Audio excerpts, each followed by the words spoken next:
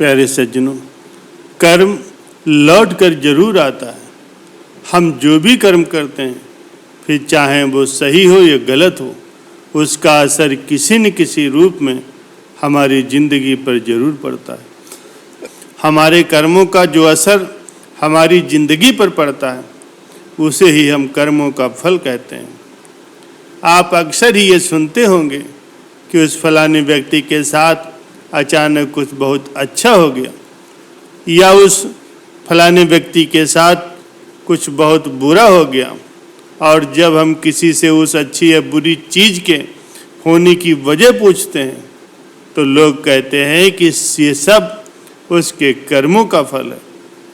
किसी के साथ यदि कुछ अच्छा हुआ, यानी उसने कभी न कभी किसी के साथ कुछ अच्छा किया होगा, और यदि किसी व्यक्ति के साथ कुछ बुरा हुआ, तो उसने भी कभी न कभी किसी व्यक्ति के साथ कुछ बुरा अवश्य ही किया होगा। कर्मों के फल से कोई भी इंसान बच नहीं सकता। आज नहीं तो कल हमारे कर्मों का फल हमें ही भोगना है। प्यारे सज्जनों, कर्मों का फल बहुत बड़ा होता है। जीवन में कौन क्या करता है, कैसे करता है, ये सब हम पर निर्भर करता है। और कर्मों का फल देना ये ईश्वर के हाथ में। एक बार की बात है, एक पहाड़ी पर कुटिया थी। उस कुटिया में एक गुरु और शिष्य रहा करते थे, और उस गुरु को बहुत सारी सिद्धियां प्राप्त थी, और उनकी सिद्धि हर जगह प्रसिद्ध थी। वो वहाँ के लोगों में इतनी ज़्यादा प्रसिद्ध थे कि लोग उनकी शक्तियों से भली भांति परिचित थे। वो ध्यान में कई कई दिनों तक लीन रहा करते थे। कई बार तो वो 2-2, 3-3 दिनों तक ध्यान में ही बैठे रहते थे, और कुछ भी खाते पीते नहीं थे। उनके ध्यान की शक्ति की खास बात ये थी कि वो ध्यान करते करते भविष्य देखने में भी सक्षम हो गए थे। एक बार ऐसे ही वे ध्यान में लीन थे, तो अचानक क्या देखते हैं कि 8 दिनों के बाद ही उनके शिष्य की मृत्यु है।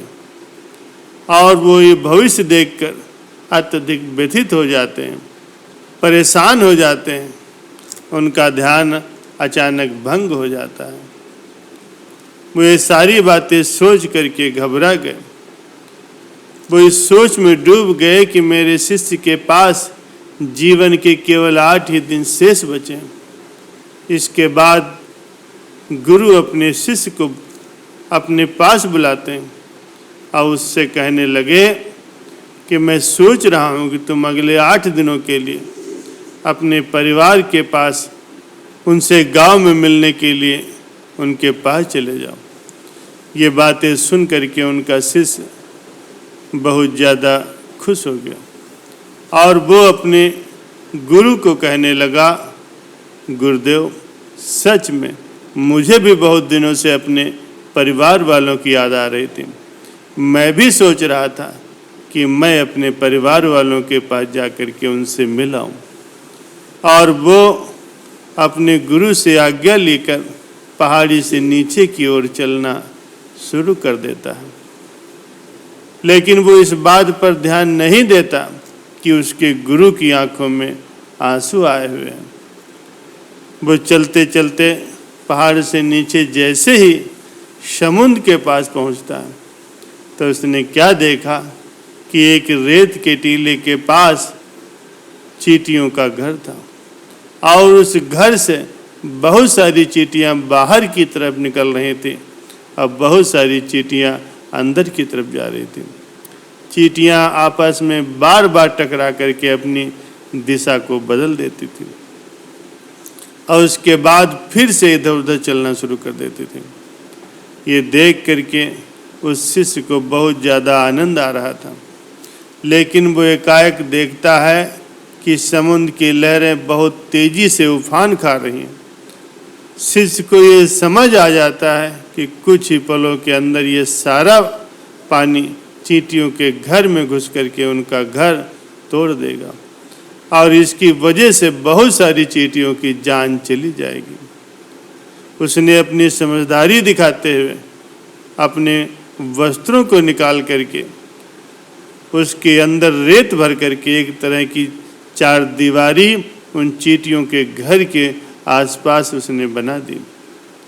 चार दीवारी उसने इस तरीके से बनाई कि समुद्र से आने वाला पानी उनके घर तक न पहुंचे, और साथ ही साथ उसने अपनी समझदारी दिखाते हुए एक तरह से एक नाली भी बना दी, जिसकी वजह से अगर समुद्र का पानी अगर वहाँ पर कुछ आए भी तो वो नाली में बह करके दोबारा समुद्र में जा सके। इस समझदारी की वजह से बहुत सारी चींटियों की जान उसने बचा ली, और फिर वहाँ से एक नाव में बैठ करके वो अपने घर की ओर समुद्र के रास्ते चला गया। वो अपने परिवार के पास पहुँच गया। परिवार के साथ रहते रहते उससे पता भी नहीं चला कि कैसे 8 दिनों का समय उसका गुजर गया। अब वो अपना सामान बांध करके सोचने लगा कि अगले दिन मैं अपने गुरु के पास वापस जाऊंगा, और अगले ही दिन सुबह सुबह वो अपने गुरु के पास जाने के लिए वहाँ से निकल गया। वहाँ पहाड़ी पर उसके गुरु कुटिया में बहुत ही ज़्यादा दुखी थे। उनको लगता था कि उनके शिष्य के 8 दिन पूरे हो गए हैं, अब तक तो उनका शिष्य इस दुनिया को छोड़ करके जा चुका होगा। वो गुरु उसके दुख में होते हैं कि अचानक क्या देखते हैं कि कोई मनुष्य उनकी कुटिया की ओर चला आ रहा। जब ढंग से उन्होंने देखा तो पता चला कि ये तो उन्हीं का शिष्य है जो उनकी ओर चला आ रहा है। गुरुदेव दौड़ करके गए, उन्होंने अपने शिष्य को गले से लगा लिया, अपने शिष्य का हालचाल पूछने लगे, और शिष्य ये देख करके चौंक गया कि गुरु को समझ में ही नहीं आ रहा कि कैसे उनका देखा हुआ भविष्य गलत हो गया। वह अपने शिष्य से पूछने लगे, बेटा तुमने इन 8 दिनों में क्या क्या किया? शिष्य ने अपने परिवार के साथ बिताए हुए सभी पलों के बारे में अपने गुरुदेव को सच सच बता दिया, लेकिन उसके गुरु को ऐसा कुछ भी इन 8 दिनों में खास नहीं लगा। इसके बाद शिष्य ने फिर कहा, गुरुदेव मैं आपको एक बात तो बताना भूल ही गया।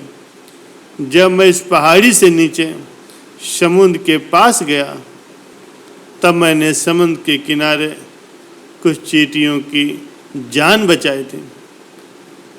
ये सुनकर के गुरुदेव समझ गए कि ये सब उसके उसी कर्म के फल की वजह से हुआ है, तभी उनका शिष्य बच पाया।